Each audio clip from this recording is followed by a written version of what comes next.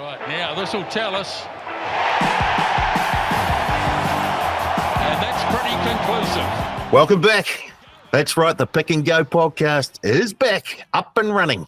And to kick off this season, we're going to have a wee bit of a season preview. And I've got a couple of guests here. In fact, they're going to be all season panelists, I would hope. First of all, to my right, you may recognise him. It's, I guess, former All Black. Over 70 games for the All Blacks, I think. Over 100 games in Super Rugby. It's the one and only Piri Weepu. Piri, welcome along, bro.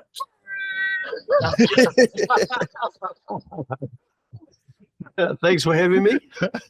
And joining us live from Auckland is our good friend Ben Searle of Searley Talks Sports. Searley, welcome along again. Yeah, don't quite have the 70 All Black caps to my name, but I like to talk like I do, and I'll certainly be telling the kids one day that I wore the silver fern a few too many times. I just won't say for what team, you know. I guess in terms of Piri, some people may know you more for the I can't remember the name of the show, but it was where you got together with a whole lot of other former rugby players and did a wee bit of training. Match fit. Yeah. Can you just take us through that before we get stuck into the program proper? Yeah, there's a few of us that actually got asked to if we'd like to be involved in it. I was like, nope, just because I knew it was, the real reason was to try and lose a few kilos, and I thought, no way, I'm not jumping on the biggest loser. But the biggest thing for most of us, like Cribby and myself, and even Case, was around trying to speak up about the men's mental health. That was the biggest focus for us and drive. But part of that was trying to get ourselves prepped for a game. So trying to lose a few kilos around the puku and the anchor at the back there, the old bum, but and try and be able to run around and enjoy a bit of footy. So I guess initially you weren't keen, and I'm just trying to think how many years after you finished playing did this match fit come up? So I retired 2017, and it came up 2020. Match Fits decided to come up with the program, Pongal Productions, and when they did ask me, I was like, I'm not too sure about getting my my hinu, my flab, and my big gut that I happily created from my retirement. But yeah, it was a bit tough to do that, but I guess it was all right because we knew we were there for a cause, and it made things a lot easier for us. So how much training had you done from 2017 when you retired until they came and approached you to be on Match Fit? Oh, to be fair, I tried to maintain after I hung the boots up, but the passion wasn't there anymore. I didn't have a purpose because I had finished footy, and so the next thing for me was just to go and look at something that I'm passionate about. And so I didn't really train as much as I possibly should have. Like, I don't look anything like bloody Rito and Richie. Those boys are doing like freaking marathons and coast to coast and all that crazy stuff. But I mean, I'm sort of happy with the way that I am at the moment. I'm in season 4 of it this year, so we're 2 more weeks and then we should be done. But my family's decided to jump on the bandwagon and do a 12-week challenge. So nice. It's quite competitive. My family are acting like it's just an opportunity for us just to work together, but really I've got a few cousins and uncle and all that are real serious about trying to win the money. You put a little incentive in there. Oh yeah, exactly. Dangle the carrot and they'll chase it. Well, I guess we're looking at the upcoming Super Rugby Pacific season. and there've already been a few preseason games. How seriously did you take preseason? I mean, were results a big sort of, I guess, goal, or was it more getting team combinations going? Oh, never really thought much of preseason games when I was playing, but now that I'm in the coaching space, you sort of understand that it's quite important around selecting your squad properly, combinations that work well, what went well and what didn't, what you can scrap and things like that, or what you need to work on. So yeah, it's pretty important. I really don't take much when it comes to the scoreline. I just sort of make sure that, you know, what our plan was leading into that trial, that we were able to execute it, and out of all those of that blueprint, what worked really well and what didn't, and how can we tweak it to make sure that it sort of works in within the players that we got. Plus, you know, being with the Canes, you know, they've always got flair, and they're not Never lacked in flair. Oh no, they're never keen on a bit of structure. It's a little bit like the Warriors, you know, not like to throw the ball around and stretch it a little bit. But yeah, you know, I guess the year that they made it to the finals and lost, but then went the following year, they had a lot more structure, but were able to still play a bit of an expansive game that everyone likes to watch. Right, Shirley, let's bring you in here. We've had, as I just mentioned, a few preseason games completed already. Crusaders have been up to the Northern Hemisphere. The Canes lost to the Highlanders. The Chiefs are up and about. Is there, after those results, any teams that you're looking at thinking, I'm slightly concerned, or I'm really, really buoyed by how they performed so far? I think for the slightly concerned, probably the scoreline of that Hurricanes game jumps out. But when you look at the names that weren't there and the fact it was their first hit out, whereas the Highlanders had already had one, you kind of semi-expected that. But look, once you chuck a Geordie Barrett, Cam Roigard, TJ Piranara, Safa Moore back in the mixer, then I think that scoreline would almost reverse. So I think the Highlanders would be happy with it. The Hurricanes probably wanted to get more out of that than what they got. So slightly concerning. I think the Chiefs also probably expected to have a bit more success over in Japan. When you look at their roster, they're so stacked. So I thought some of those score lines, they obviously lost that first game and then just won the second one when they welcomed back a few big names. I kind of expected a little more there. The team that impressed me the most, the Blues, I think under Vern Cotter, they're playing a really exciting brand of football. They're not afraid to throw the ball around. They've got a lot of young talent there. And some of those guys like Corey Evans, perhaps they're not household names yet, but I think they really put their hand up to kind of push those starting boys. So I've been impressed with the Blues' depth, and I think they could be in for a big year.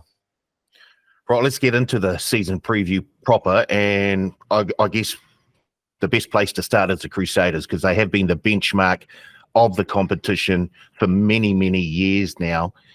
However, this season, they look very, very different. Well, they look different, but the same. You have a look at them. Scott Robertson, of course, he's gone. Now the All Black coach, Richie Mo'unga, who has been in the top two, if not the top number 10 in the competition for a while, in the top two. They lose Sam Whitelock, a whole heap of experience there, and Lester Whanganuku's often gone as well. Having said that, they still have a number of very, very good and talented players there. I guess if you look at the squad, Searley, where do you see the most sort of, I guess, the least depth for the Crusaders? I think it's in that 10 position, right, which is so important. You mentioned Richie Mo'unga. He's got them out of tough situations on a handful of occasions single-handedly over the last couple of years. So I think you always kind of want a steady hand there. They've got some young, exciting 10s, and no doubt this Crusaders factory will just produce another great one. But I thought that injury to Fergus Burke in the NPC was massive for them, because I thought he was kind of set to take over that 10 jersey. So there's 3 or 4 young lads with some great pedigree, New Zealand under-20s and whatnot, kind of battling to make that famous jersey theirs. They're going to have that luxury, though, of having guys like Harville, Almoa, Dallas McLeod, Sevu Reece outside of them. So still a pretty handy situation to be thrown into as a young lad. I expect they'll still be pretty decent, but it's no Richie Mo'unga. It's a tough guy to replace. Piri, Scott Barrett captain. So although they lose a lot of experience with Sam Whitelock gone, there's still a very, very solid look to the Crusaders team. Cody Taylor, Joe Moody. As Searley touched on, the number 10 jersey with the injury to Fergus Burke, and he'll be back sometime during the season. They've got a couple of young fellas, Kamara and Reihana. Do you think that Kenny might experiment slightly, maybe put David Harville in the 10 jersey at some stage during the season, or will he go with the young guys until Fergus Burke comes back? I guess having Harville on the outside there at 12 can sort of help guide these young 10s. But the only way that these boys are going to get that opportunity is by actually putting them in the deep end, giving them an opportunity. Obviously, pre-season, how lucky are they to go and play over in the UK and that, man. It would never happen when I was bloody playing. You get pre-season games. Did you play in the ones over, not Pahia Tour? Yes. Bring it to Nuka on the farm, on the potholes. But, I think having the experience on the outside, not only that, on the inside too, will help these young boys understand that, like, it's not just them that runs the team. When we got into the World Cup in 2011, we talked about the what ifs. What happens if someone goes out? How do we still continue with what we've been planning? So a lot of the detail and the work is done during the week, so that when they do play on game day, whether it's a Friday, Saturday, or even a Sunday, they just slot in there and they just play footy because they've done all the prep that they needed to. So it's just, I think, having that experience on the outside with Harville, and not only that, the halves that they've got, I think it makes things a lot easier for those young boys just to slot in there, do their job, and then when they get that opportunity to express themselves as a player themselves, I think I'd persist with the young boys to have a crack, give them a taste until you never know. They've always had a pretty good 10 that comes out of nowhere. Yeah. So they might be, so one of those young boys might actually come out on top, and I have a feeling they'll nurture these 2 young boys so that if anything does happen, they can just slot straight in there. It's Searley, it's almost like they've got a factory down there in Christchurch somewhere that just turns out number 10s, and you think, they've lost a big chunk of experience and flair with Mo'unga gone, and then next thing you know, some guy just pops up and he's in the running for the number 10 spot in the All Blacks. Yeah, and he's ex-NZ under-20s, and he's got all this talent in the world and massive raps on him. He just isn't quite a household name. So, yeah, it's hard to feel sorry for the Crusaders, and I certainly don't feel sorry for them at the moment. I think they're going to be perfectly fine. We look at their odds at the moment. They're 275 to win the Super Rugby title, and they are the favourites once again. To reach the final, they're $1.75. To reach the semis, they're $1.20. Any of those odds attract you, Piri, straight off the bat? Look, when I was playing, we weren't allowed to bet, so I'm still semi-involved in the game. I'm still not allowed to bet. Okay. To be fair, like, you can't really fault them. I mean, they've been the chance for the last 5 years. They've pretty much got the main guys that they need in their spine, in terms of the way that they they're going to carry on throughout the competition. So I think those might be as tough as it is a pill to swallow. I think they'll be one of the favourites to go that far. Poor old Lee Halfpenny, whose season is over before it begins. He would have been a big sort of piece of the puzzle for them in the outside backs, although they still have the likes of Will Jordan, Sevu Reece. I guess it's the connection between the backs and the forwards, Searley, and if they can get something out of those young boys before Fergus Burke comes back, then they should be up towards the top of the table once again. Yeah, for sure. I think Halfpenny was a bit of a blow just because the experience he brings. He would have played a real mentoring role, and he would have been a great guy to learn off. He's also a really accurate goal kicker, and I think we saw they lost to Munster with a missed kick there, which you don't read too much into, but like last 20 minutes, even if he was off the bench, like that's a dead-eye goal kicker that could have won you games as well. I'm interesting to see as well in the 9 jersey if Noah Hotham can push to get a start, because I've got massive raps on him, and I think him and Cortez Ratama, Roygaard, those guys will be battling it out for the black jersey in a few years' time. So they've got options there, as the Crusaders always do. I'm glad you brought up the halfbacks there, and I want to get Piri's take on this, because the boys have put out a top try scorer group market for halfbacks for the season. Cam Roygaard's the favourite there at the moment at $2.75 to be the top halfback try scorer for the season. Cortez Ratima is at $5, Finlay Christie at $6, and Folau Fakatava at $7, with Mitchell Drummond at $8, and then we're out to the rest of the field, headed by Frank Lamani of the Fijian and Drua at $10. I look at that market, Piri, and I think Cortez Ratima and Finlay Christie look like a bit of value for mine at $5 and $6, because I think they're probably going to be behind the 2 best performing forward packs of the competition. So they're going to be getting a lot of go forward ball, and they could be darting around and picking up a try here and there during the season. If you look at the halfbacks in that market right now, is there someone that stands out for you? Probably Ratima. I've been watching him throughout NPC, and I remember the first year I played against Brad Weber, and I was thinking, who the hell is this kid? He's come out the blocks, he bloody scored a double, or might have been a triple against us with Auckland, and I'm thinking, geez, I need to work on something here. My speed's not as quick as that kid, but I think I just like the style of play that he has.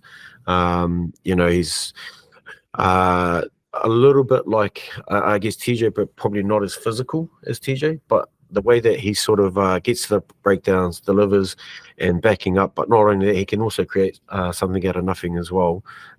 So out of him and Christie, I'd probably say, yeah, he's probably one that I'd keep an eye on in terms of putting my money towards. Might have to do that later on. Searley?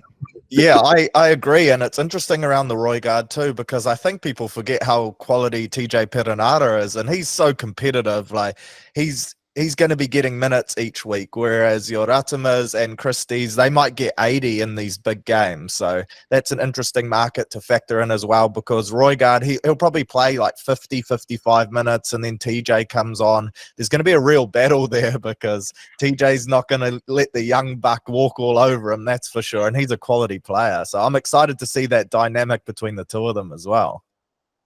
Right, let's move on to another team. I better move this along, otherwise the producer will be getting in the ear. The Chiefs. Look, they looked very, very good at regular season last year. They looked very, very good. They were the Form C. I think they only lost 1 game during the regular season. They also have lost a wee bit of experience. Sam Kane's on a sabbatical. Did you go on a sabbatical ever, Piri? No, they weren't even invented back No, then. Not officially, eh? You went on a couple but without telling anyone. Is there a contract waiting for me? When I think of a sabbatical, I think of Mormons going overseas and preaching. Yeah.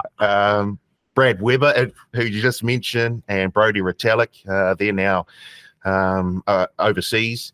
But they still have some very, very good players.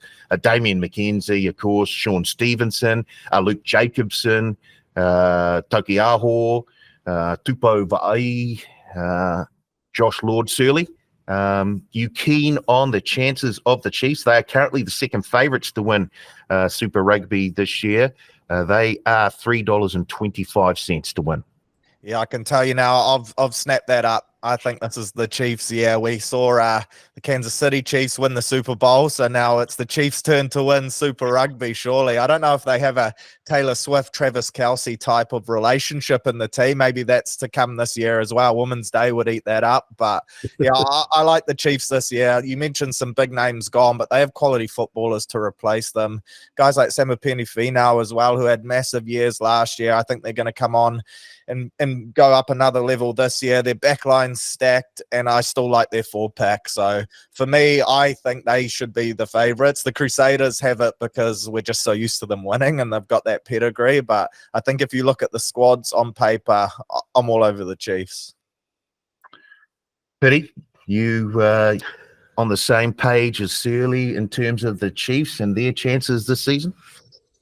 Well, probably exactly the same, in terms of the way that they played last year. Was entertaining footy, and there was games where they would going pretty much to the wire and able to get the last minute win. So yeah, although they've lost a little bit of experience through the boys like Sammy and co, but I think their development in terms of how they've been tracking with their players throughout NPC.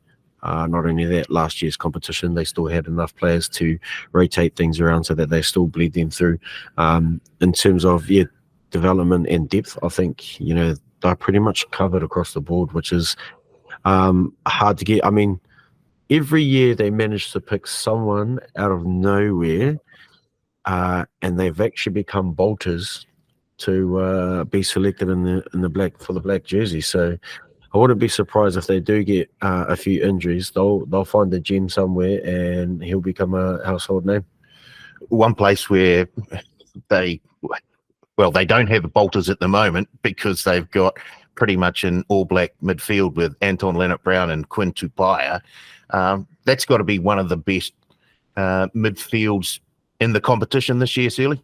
Yeah, and then you look at guys that aren't even going to make it, like your Ronas, your Rame Kapoihipi, like they've got names that they can roll off there for days. I'm really excited to see Quinn back. Obviously, that was a nasty injury that he copped on a pretty rough play as well, but he's a quality footballer, and it's so funny, like out of sight, out of mind, you kind of forget about these guys. So I think him and Anton, they're both kind of be pushing for that starting All Black midfield spot as well, that 13 jersey. If there's injuries there, then both those guys will want to be putting their hands up. So yeah, big years for both of them. They'll be looking to impress Razor.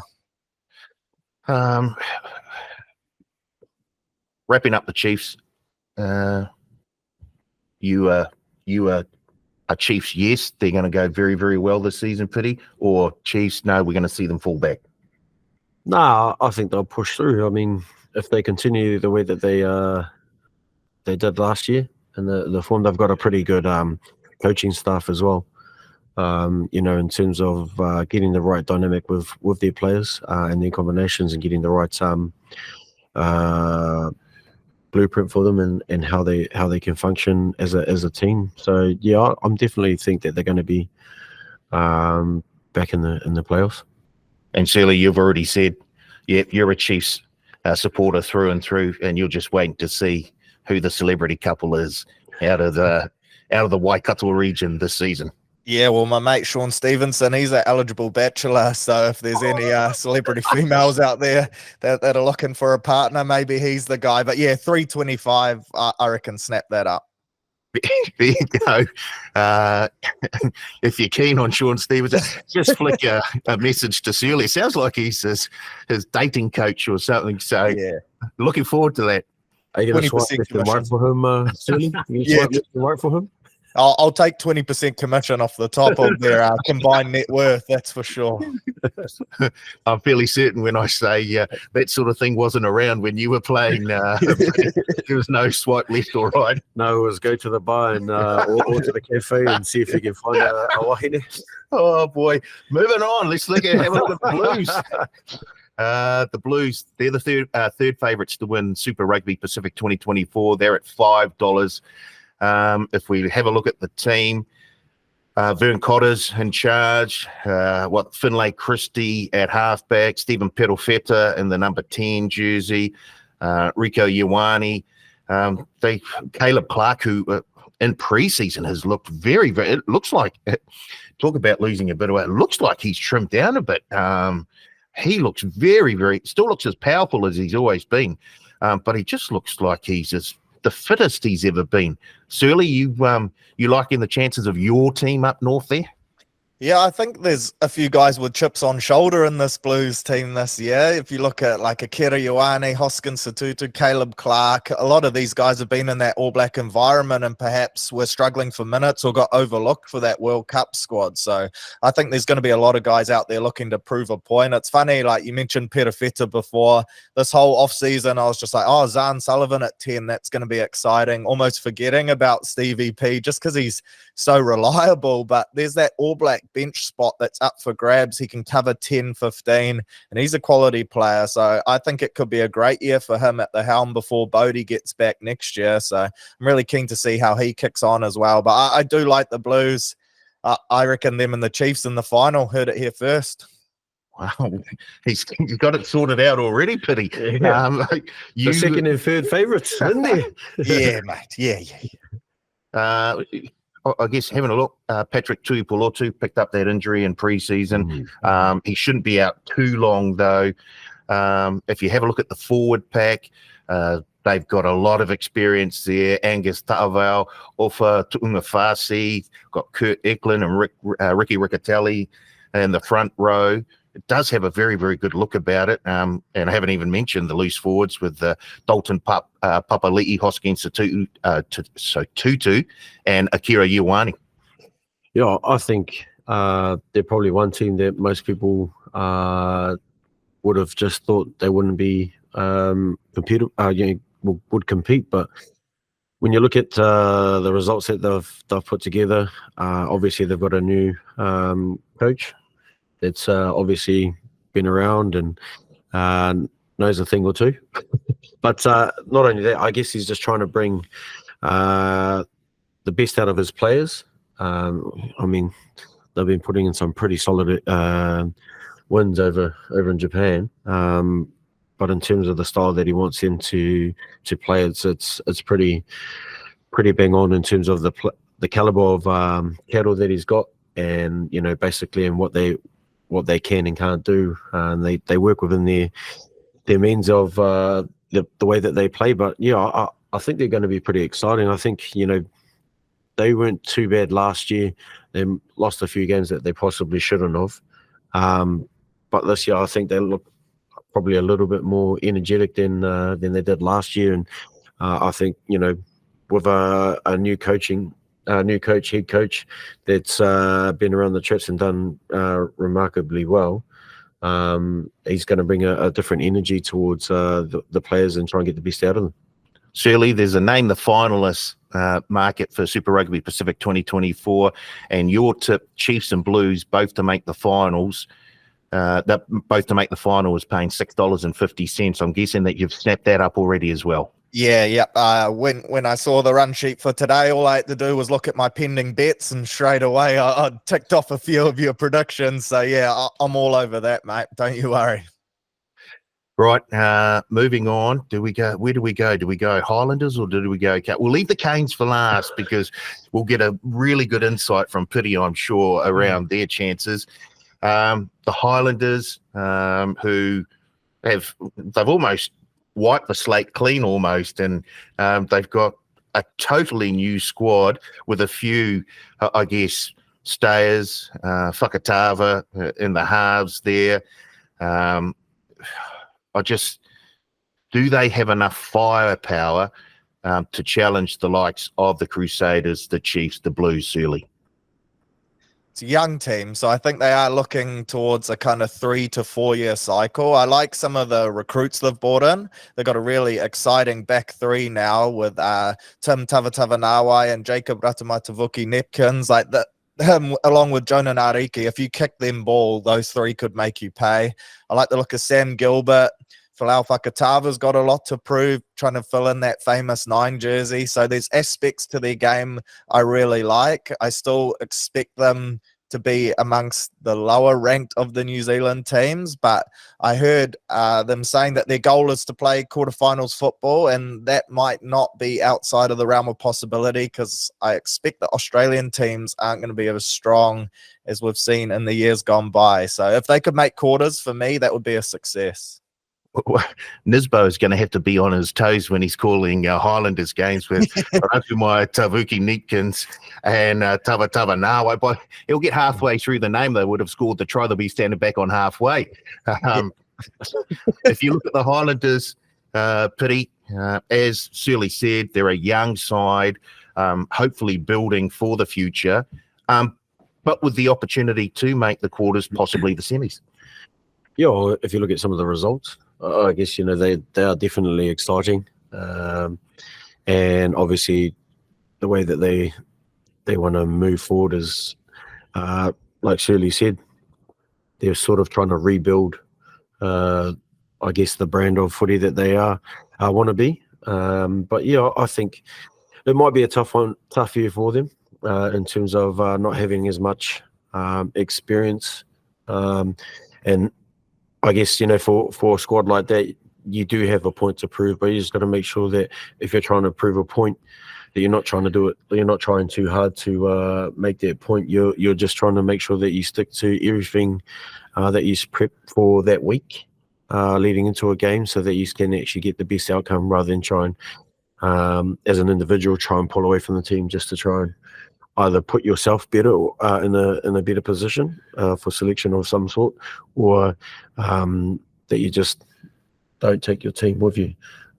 So yeah, I think it'll be a tough year for them, being with a young, inexperienced squad. But I'm pretty sure the energy and the excitement from them, it'll come through, and you never know, they might turn a few heads. The bookies don't give them too much of a chance. They're $31 to win the Super Rugby competition, but where you might be, where I guess you might be a little more interested, is they're $1.35 to make the quarters, and they're $4 to make the semi-finals. So $1.35, is that something that you would happily waltz into, Searley? Yeah, it's an interesting one, isn't it? Because you don't expect them to kind of knock off these top teams, but at the same time, like Piri mentioned, that the young boys with the energy, if you underestimate them, especially at home where, indoors, once the zoo gets packed out, some of these top teams might be a little nervous, because these young lads, if it's their day, then they could run amok. So for me, the furthest I would go would be that quarterfinal market. I'd probably avoid the semis. And although 31s is big numbers, and I often get enticed by those big shiny numbers, I'll probably be avoiding that, to be fair. Right. Let's move on to the Canes. And I don't know how close Piri has been to the Canes squad since he retired, but you look at it, the big name that's missing is Ardie Savea, and I'll say he's probably the fittest player in world rugby. He's like a lightning rod for that Canes team. He's going to be a big out for them, but with him out, does it give the opportunity to someone else to stand up in the pack, and not just in the loose forward trio, but anywhere in that team, someone to stand up and say, hey, I'm not an Ardie Savea, but get in behind me, lads. I'll take you a long way. The likes the young Braden Yossi, who's improved the last couple of seasons. Duplessis Karifi, of course, has been very good. Peter Larkai, I'm interested to see whether he can step up and just go another step, I guess, progress his game just a wee bit further, because he's looked very good in NPC rugby and at times during Super. So if you look at that, Searley, at the squad as a whole, can you see them challenging those teams and maybe making a semi-final? I think that would be the goal, right, is to push into that semi-final. I kind of have them around that 4th to 5th mark, but a lot of it depends on health. I think in that backline this year, like Geordie's going to be key, as he is with any team, but if he can play every game or the large majority of games, then they're going to be right there in the mixer. You mentioned some loose forwards before. I was really impressed with Devon Flanders as well for Hawke's Bay. A lot of people forget that he's still a young lad as well, and I think he'll be trying to push through to get regular minutes and higher honours. So they've got a lot of talent there. Safawa Moa, he's bench pressing 200 kilos, which is pretty out the gate. I saw Piri Rakati Stones squatting 300 kilos, which is even more out the gate. I'd be in for a hip replacement for sure if you loaded that much weight on the bar. So I think they also have a bit of a chip on their shoulder because they're being written off a little. So it'll be interesting to see. You never underestimate the Hurricanes. So they'll be in that kind of semi-final mixer. Piri, have you been in or around the squad lately? Or is there any sort of inside oil you can give us? Nah, I try and stay away from it. Purely just because, it's their time to do their thing. And sometimes, having potentially some of us old guys there, you feel like you're taking away their moment kind of thing. Well, that's how I feel anyway. So I try not to spend as much time around there, even though for NPC last year, Tamari was bloody hounding me to go to trainings just to talk to the boys. And I'm thinking, what's that for, bro? It's not going to help you play. But no, yeah, I've stayed away and just watched from a distance. But yeah, I guess, I do like the look of Peter. He's been at Petone. I've managed to watch him play there, and not only that, he's come through really well. It'll be good to see him try and push on. He doesn't quite have the qualities of a leader like Ari does, and the sort of same energy that Ari brings to the team environment, especially when you're losing a game. Ari manages to, I don't know how he manages to do it, but he'll either get a turnover or he'll force something that creates a bit of energy for the boys to try and finish the job. But it'd be good to see the likes of Riley Higgins get an opportunity this year. I've liked the look of him. He could potentially later on push for higher honours, but it just depends on, I guess, what they do around selection, what they like about their selection, what they don't like about some of the selections that they may have made, and trying to make sure that, when they do make the selection, they're not chopping and changing all the time, which is what they've had sort of the last few years, which is, I guess, when you're trying to build a combination, you look at the likes of Conrad and Mata and how long those two appeared in the census for so many years. It's because they knew each other really well. Yep, they might have both played different for different franchises, like Mata go down south and then going up to Auckland. But once they got back together, they pretty much knew what each other liked doing, or how they sort of rolled. So it'd be good to actually see them stick to combinations, stick with it to create continuity with the boys. And not only that, it gives them more confidence as a player to see that, they might have had one stink game, but the coaches have stuck at it with me, so I need to repay the favour. So I do like the dynamic of it. I do think they will probably, I'm hoping that they get to the semis for sure. If we look at them at the moment, they're $7.50 to win Super Rugby Pacific 22. The bookies are doing us no favours there. They're keeping the Canes very, very safe. They're $7.50. The Highlanders are $31, and we just saw what happened in the preseason. Now, I know it's preseason, so just take that with a grain of salt. That's that young Yeah, there we go.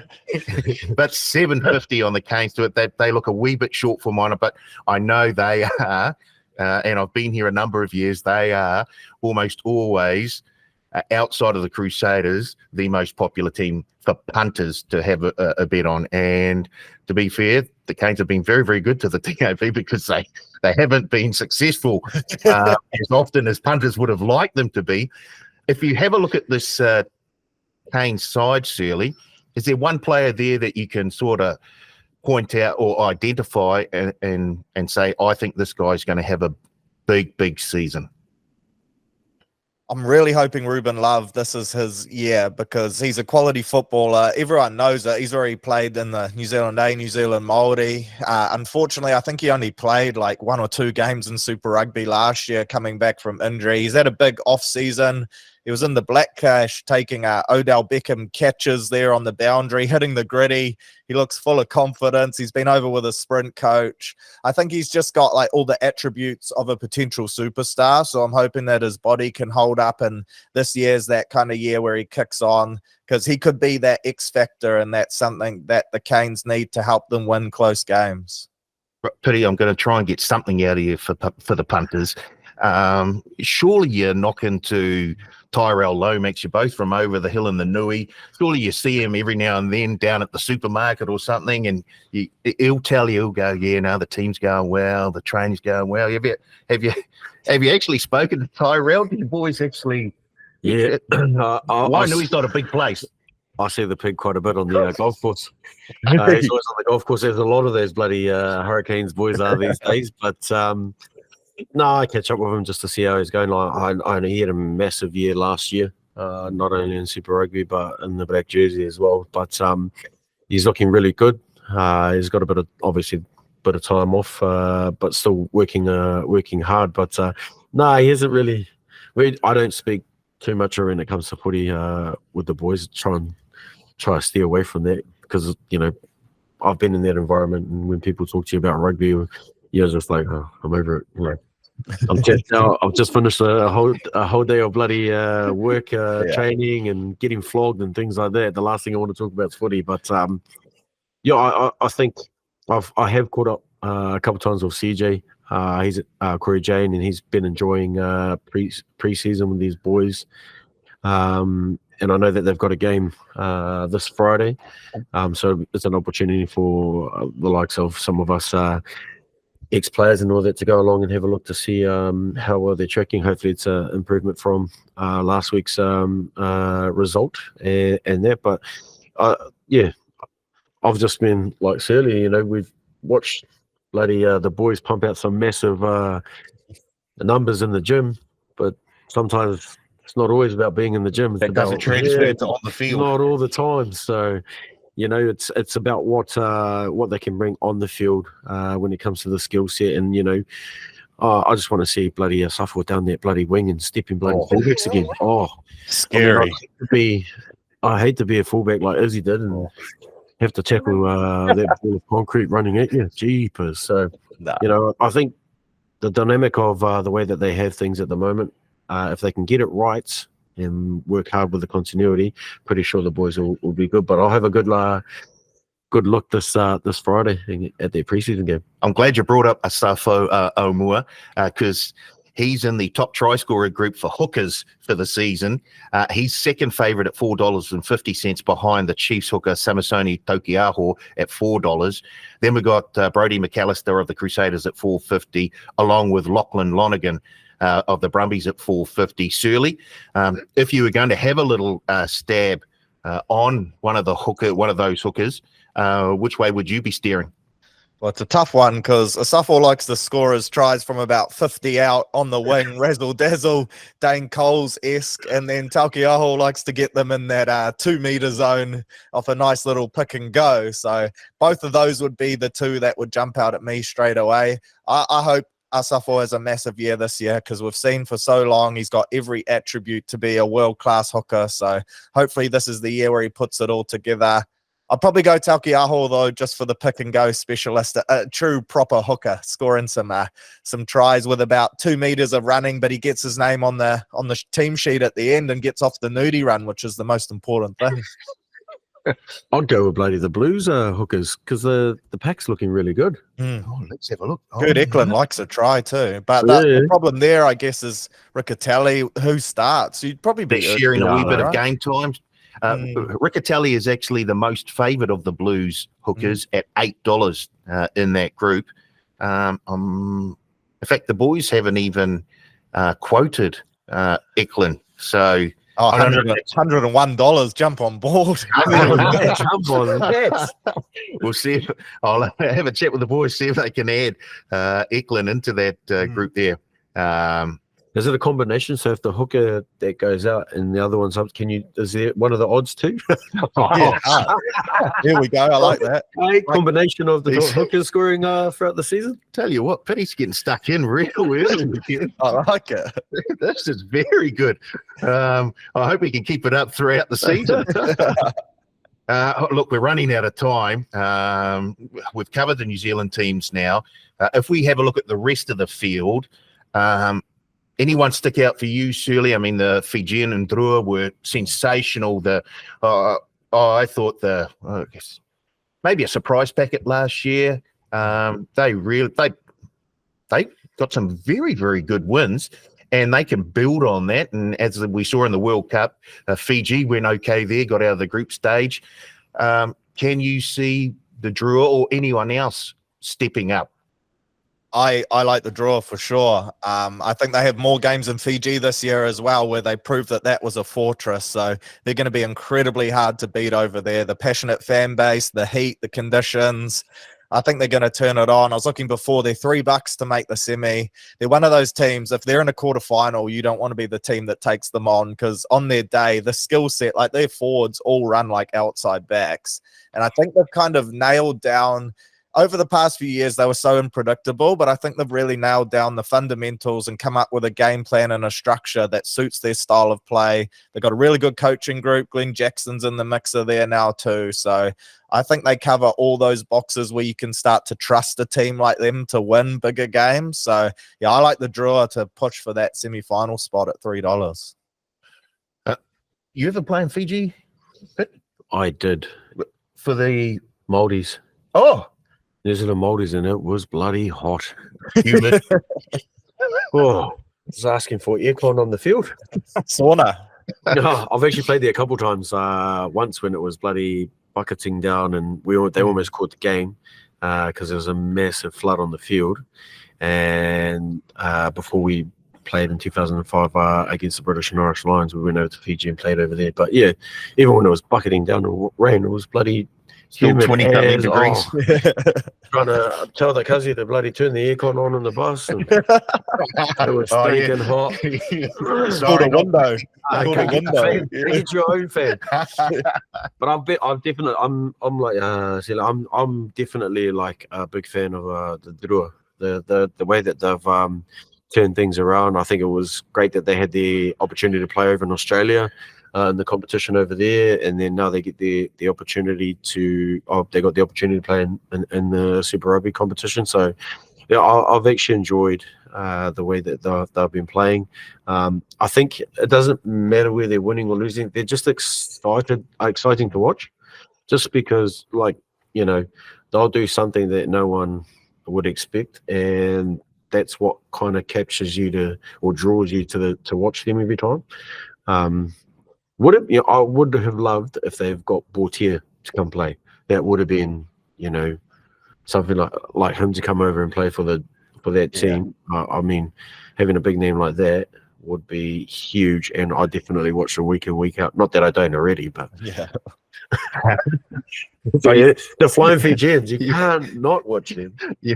In between rounds of golf and diving for Kinna. You've just put it on my. There you go. Look, the bookies are giving them a wee bit of respect, Drew. They're $21 to win the competition. They're $3 to make the semi-finals. They're equal with the Reds in terms of their chances of making the semi-finals. So there is the bookies have been impressed with how they went last year and are expecting them to continue on that way. Of the Australian teams, the Brumbies have always been the sort of yardstick for those guys across the ditch. Do you see more of the same this season? Surely the Brumbies will be the top Australian team with the others sort of making up the numbers? Yeah, you'd have to think so. Although I thought the Force, I watched their preseason game last week against the Brumbies. They really pushed them, and they got Ben Donaldson there now running the cutter in the 10 jersey, and he's really an exciting footballer. Plus, you add in that travel factor of having to go over to Perth to take them on. I think last year they lost like 5 or 6 games by less than 7 points. So maybe the addition of him to their squad could get them across the line. Guys like Chase Tier and that make them an interesting watch too. So yeah, I'd expect the Brumbies to be the best of the Aussie sides, but I wouldn't write off the Force. I think on their given day, they could beat a few sides as well. Right, Brumbies currently $10 to win the comp with us. Force $101. So maybe if I wasn't saying that. I wasn't saying that. No. Making semis and quarters.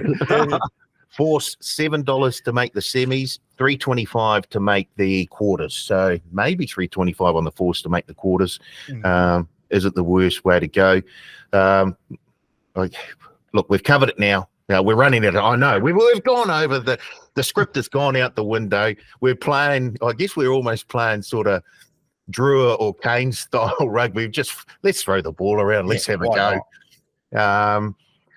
Look, we're going to have during the season. We're going to, I guess, have a virtual $100 to spend each on whatever we want. So because it's still a week out from the start of the season, we've all got like $100 virtual dollars to spend on any of those futures markets. Searley, do you want to let us know where you would put that $100? Yeah, I've got 4 investments here of $25 each that I've chucked in. I've gone the Chiefs with the outright winner at $3.25. I've gone that Chiefs Blues to be in the final at $6.50. I have the Drua making the semis at $3. And then I picked up a little power play. Will Jordan and Mark Talia both to finish in the top 5 try scorers at $4. Very good. Piri, if you had a hundy, would you put the whole hundy on one thing, or would you split it up like Searle? No, I definitely have to split it up. I haven't actually done that much bloody homework around the odds. Well, you can hold on to that, and we can ask you next week before the start of the season. The futures markets they should be fairly static, so we'll get what you're going to do with your $100 next week. We're going to have to think hard about this. Yeah, Here we go. Yeah, I'm hoping that you have a little stab at the top halfback try scorer for this season. So really, because I have. In fact, I'm all in on the Chiefs, so I think this is their time. So I put 50 on the Chiefs to win the comp at $3.25, just like Searley, and I've taken Cortez Ratima to be the top try scorer in that halfback group, and he was $5. So 50 on Ratima to be the top halfback try scorer at $5, and 50 on the Chiefs to win the comp at $3.25. Look, we're also going to have a tipping comp open to TAB account holders. Keep your eye out on the TAB website, and there'll be a link there sometime next week. You can click on, and there'll be prizes as well, bonus bet prizes for punters to pick up. But it'll be a wee bit of fun. Piri will be in on the tipping comp. Searley will be on the tipping comp, so you can have a laugh and at how badly we're going. Hey. Searley sounds a lot more organised than I do when it comes to betting. I've got no chances. Mine's just pick and guess. Mate, if you couldn't play, you got to be good at something, you know. Sometimes the pick and guess is a system that works very, very well. So you can put a whole lot of study in it, go through, analyze data, and you can still sometimes come out on the wrong side. So we're hoping to have a successful season. So keep an eye out for that Super Rugby tipping comp with the TAB. Have a check back next week. In fact, I'll tell you on our podcast next week as we preview round 1 exactly how you can sign up for that tipping comp. So I'm looking forward to that.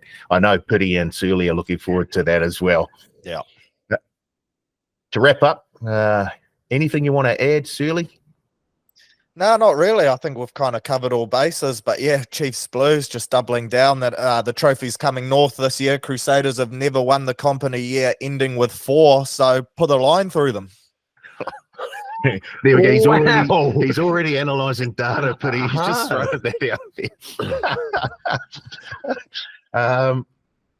You said you were doing a bit of coaching at the start of the podcast. Who are you coaching at the moment? I coach Wellington College First 15 with the likes of Namir Tialata, who's like the director of rugby, and John Schwalger. So, Oh, wow. so I got a few old mates, and Otto Rash is an old boy of there too, and he has a bit of experience by going over to France and that as well. So yeah, there's a few of us around the traps. 2 of them are old boys of the school.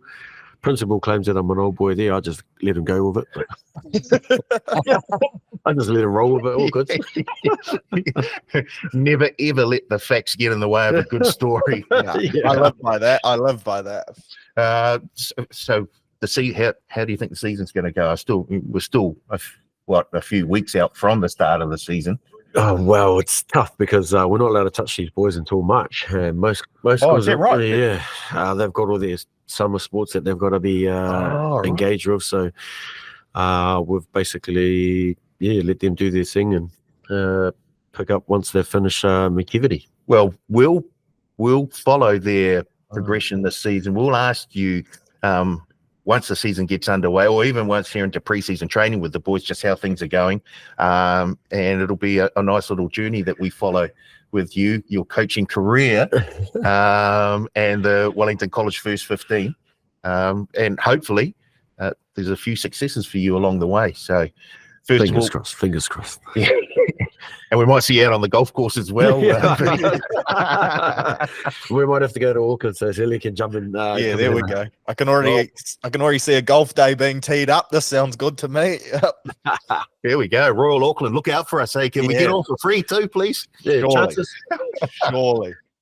Searle, thanks for coming along. I look forward to the Super Rugby Pacific 2024 season. Piri, thank you for coming along. I know there'll be plenty of listeners who will tune in. Just the fact that you're part of the show. In fact, you may be the only one they actually listen to. With just me and Searle being a bit of white noise in the background. Yeah. No way. Just let's get into it. I can't wait. Bring your futures bets with you next week, and we'll get things underway. And I'm looking forward to a big season. That's it for episode 1 of the Pick and Go 2024 for the Super Rugby Pacific season. Thanks for tuning in, and we'll catch you next week.